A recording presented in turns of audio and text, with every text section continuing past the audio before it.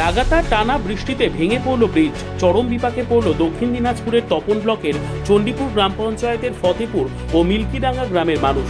জানা গিয়েছে এই ব্রিজটিই ছিল হলিদানা ও আক্তোয়েল গ্রামে যাওয়ার একমাত্র সংযোগ পথ। দীর্ঘদিন ধরে সংস্কারের অভাবে জীর্ণ অবস্থায় পড়ে থাকা খাঁড়ির ওপর নির্মিত এই ব্রিজ অবশেষে ভেঙে পড়ায় সম্পূর্ণভাবে যোগাযোগ বিচ্ছিন্ন হয়ে গিয়েছে একাধিক গ্রামের সঙ্গে। এর ফলে স্কুল কলেজের ছাত্রছাত্রী থেকে শুরু করে অফিস যাত্রী সাধারণ মানুষকে চরম ভোগান্তির শিকার হতে হচ্ছে। অসুস্থ মানুষদের হাসপাতালে নিয়ে যাওয়া থেকেও শুরু হয়েছে সমস্যা।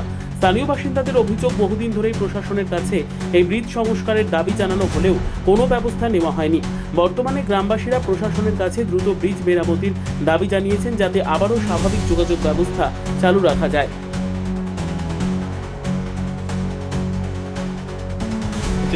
সমস্যা হচ্ছে এটা মোটামুটি গত 25 বছর হয়ে গেল ব্রিজ হওয়ার পর।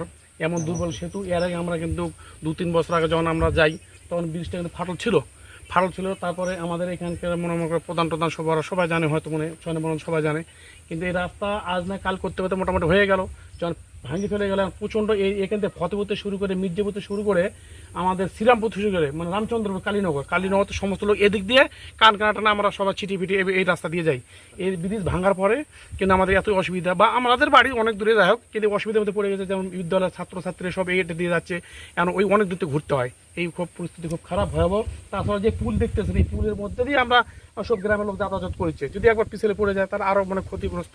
তো যাই হোক, এইভাবে আমাদের এই ব্রিজটা যেন সুন্দরভাবে একদম পরিষ্কারভাবে যেন হয়ে জানে, সেটাই আমরা আরো দীর্ঘদিন আর বলি। কোথায় যাচ্ছিলেন আপনারা? নালাগোলা যাচ্ছিলেন। তো কি দেখলেন এখানে, সে যেতে পারলেন না? না, ব্রিজটা ভাঙা আছে। তাহলে এখন যাবেন কোন দিকে, আবার ঘুরে? হ্যাঁ, ঘুরে যেতে হবে। এই যে রুগী আছে শুনলাম, দেখতে যাচ্ছি। রুগী দেখতে যাচ্ছেন। আপনার নামটা কি? ব্যুরো রিপোর্ট, উত্তর বাংলা সংবাদ।